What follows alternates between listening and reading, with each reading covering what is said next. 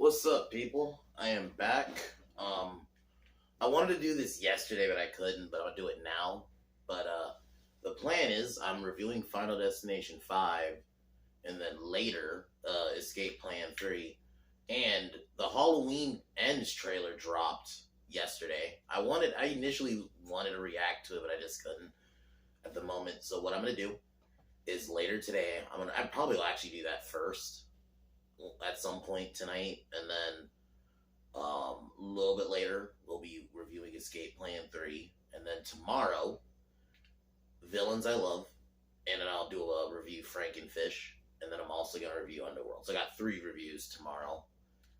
And yeah, but right now I'm reviewing so far, the last Final Destination movie, Final Destination 5. I gotta say, the last 2 aren't good. These movies, to me, this one I would say is marginally better than the last one. But my thing with these ones, it's clearly just about the kills of this one. And don't get me wrong, I love gore and I love the kills in these, but I like the little storytelling from the first 3 films. At least like those try to tell a story. These 2 just didn't. It almost is just like a bad version of the other 3 movies, and that's what it feels like to me. None of the characters are interesting, but basically kind of the same deal. Sam has a premonition that they died on a bridge, and the bridge sequence isn't even that good. I think the problem I have too, a lot of the CGI just looks like trash, and this is like 2011. Like you're telling me you couldn't make CGI by that point look good? Come on, it just. But yeah, basically, so they survive. Him and his girlfriend Molly, their friend Nathan, Sean. What's the other guy's name? They have the guy who played Todd Packer from The Office. Who he's cool, and I think every scene I see him, all I see is just that. I just see that guy. But none of the characters are that memorable, so I'm sorry for this review. I may forget some names besides like the main. But yeah, the problem I have with this movie is fundamentally none of the characters are interesting in these last 2 films. So if I were to say, just watch the first 3. If you want to watch these ones, maybe just watch them in a kill compilation. Don't watch them in as a whole movie, because the story just isn't there. So, same deal. They have to try to stop their friends from dying. I mean, some of the kills are pretty good. Like probably my favorite was when the girl with the glasses dies and it has like the laser. I think that scene's kind of brutal. And then she just trips on something and she falls on a car. Pretty simple. That's like probably the most realistic death of the whole movie. The Buddha one was pretty brutal too, and even before that, when the dude falls on he's getting acupuncture, and he falls off the thing, and they actually go in. It's like, dude, that's brutal. So yeah, that's probably my favorite kill actually. So, but yeah, I pretty much, this is like a 5 out of 10. Just watch the first 3, but yeah, we'll get into it.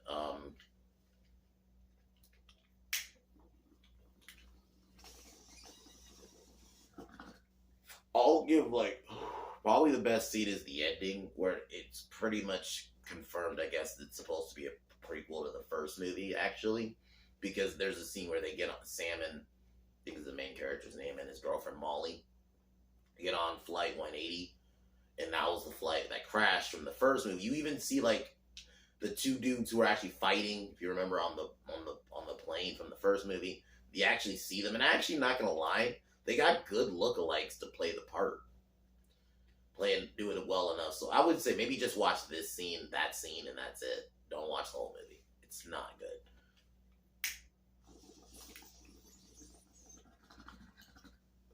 So the movie opens up. We're introduced to our characters. They're going on a work trip, and Molly breaks up with Sam, who's this cook.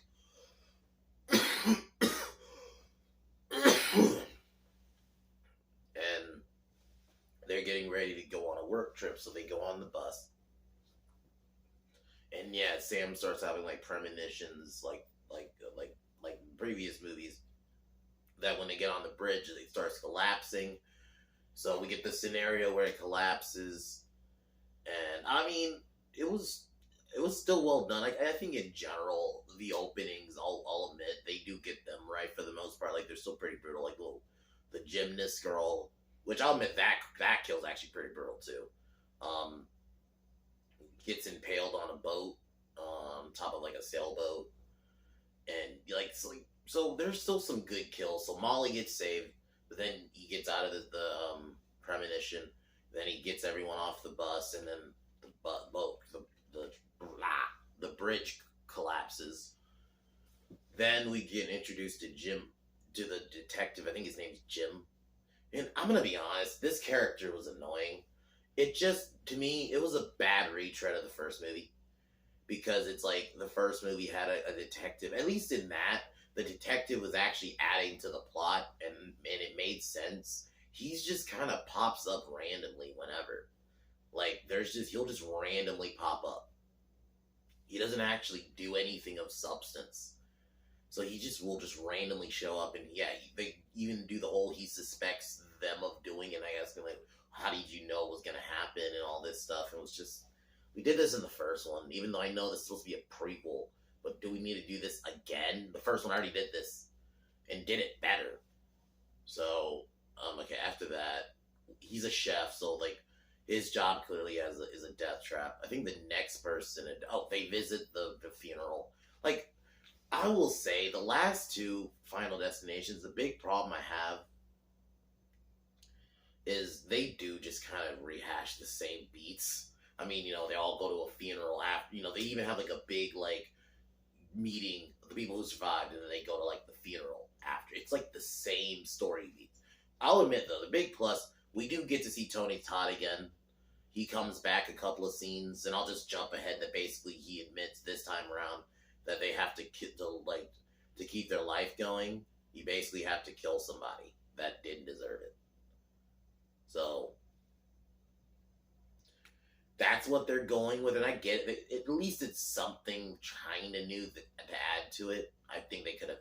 I think the problem I had with that, they only did it with. I'll just spoil, like with the Nathan character, because later on he goes crazy because his girlfriend died, so he tries to kill Molly, and like that could have been an interesting concept, but they never really explored it. They only did it with that character, and I guess the black dude too, who worked at like a factory, he accidentally killed his like work friend, but still, I think it's an interesting concept for a Final Destination movie. I'd actually hope maybe in a later one, if they ever do more, actually do, because I think it's an interesting concept they've never explored in any of the movies, and then they don't do anything with it in this. I don't think the problem is the characters aren't interesting.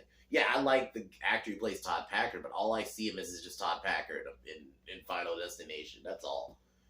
But so I think the next death is I'll go back to Tony Todd really quick. So it was cool seeing him again. At least he kind of came back, but that was it. Then Nathan's girlfriend dies. She's in the gym accident, which I'll admit that was pretty brutal.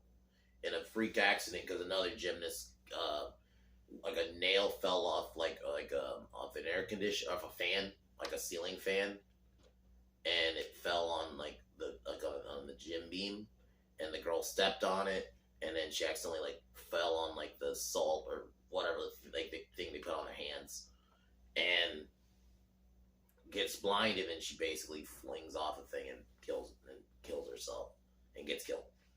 It's pretty brutal. That's probably up there for favorite kill. That was actually realistic.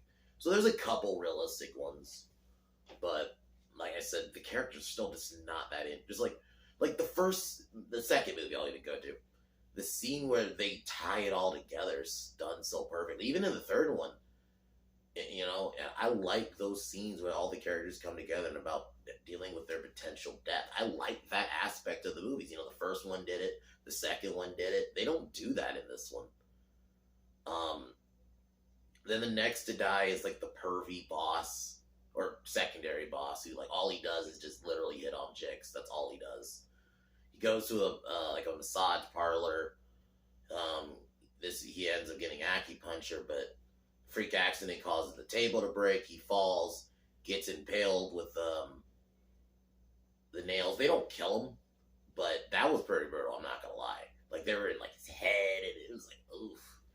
And then yeah, it catches on fire. He slips on something, and then like a Buddha statue falls on his head and crushes his head. Pretty brutal death. Then I'm trying to think what was the next death after that.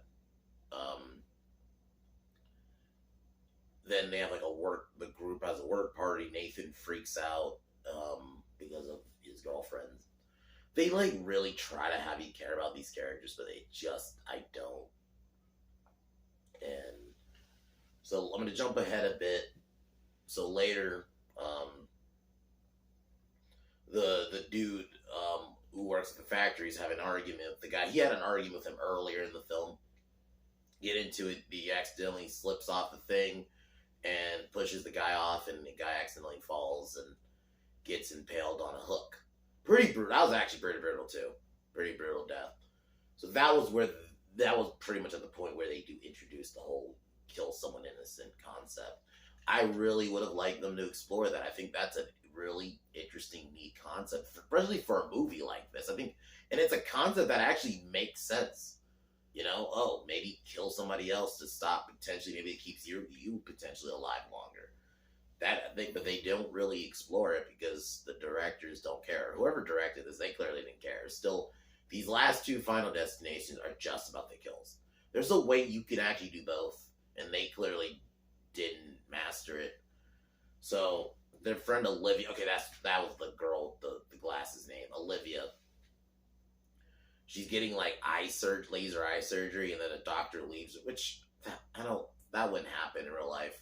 The doctor isn't gonna do something with like laser surgery and like fucking just leave for like a minute. I mean, maybe for like a second, but I don't really buy he's gonna go to another room. Like, I just think even as like a liability issue, that would just not happen because something clearly goes wrong, and it starts burning her eye and her hand. It was pretty brutal. I'm not gonna lie. It was actually visually pretty brutal. Sam and Molly appear, and Olivia dies because she slips like on something on the ground on the floor, and she falls out of the window onto a car.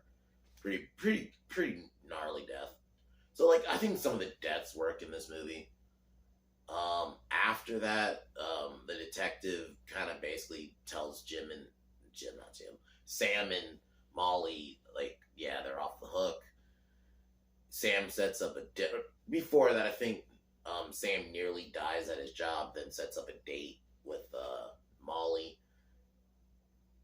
Nathan shows up, goes crazy, and starts trying to kill Molly, basically for revenge. And I think it was so weirdly thrown in how they did this with this character, and I get what they were going for, but it wasn't built up.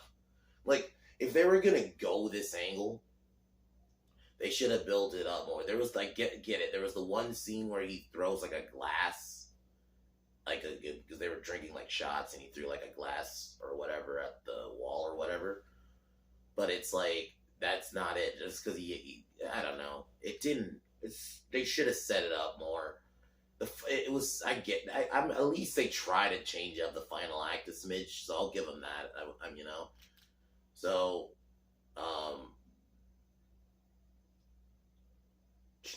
after trying to kill Molly, Jim the detective overhears, and Nathan shoots Jim. So he shoots a cop, basically, and Molly tries to reason with him, like, oh, now you can go, you killed somebody already, and Sam and basically Nathan pulls the, well, you're a witness. Then Nathan kills him with like a metal spike, and then they go on their flight to Paris, which is actually the flight to 180, as we actually see the two people. I think it's supposed to be Devon Sawa's character and then their friend arguing on the plane, if you remember that. And then the plane crashes, and then the wing falls on the character on the factory worker, which sets up the events of the film. So basically, it's spoiled that this is a prequel. just watch that part of the movie. You don't need to watch the whole thing, or watch a kill compilation. You don't need to watch the whole thing. It's not. These last two just aren't good movies. They don't. They're just fundamentally about the kills, and that's it. That if you're gonna want to do that, just watch the compilation. You don't need to watch the whole thing. Just stick to like the first three. But yeah, this isn't good. There are some okay kills, but none of the characters are likable. It was cool seeing Tony Todd again for a little bit, but like that was the last you see of him. Was that scene where Sam confronts him and demands like what's going on, and then that's what he tells him. Like, that was it. That's like the last you see of him. You don't see him again. Anyway, so I would give this one a 5 out of 10. I mean, if you want to watch it just to like be a completionist, do it. I mean, it's only an hour and 24 minutes. It's not long. It's like an hour and 20, something like that. It's very short. So I guess if you want to watch it just because it's not a long one, do it. But I would really just say stick to the first three as canon. That's how I look at it. The first three Final Destinations are canon. These two are just kind of just what ifs or whatever. I don't really look at them as canon. But anyway, I'm going to get going here. Later, I will be doing a reaction to the Halloween Ends trailer / Extraction review. And then I'll just do Villains I Love for Hans Gruber. I'll do that tomorrow. But other than that, guys, I'm going to take a hit and peace out.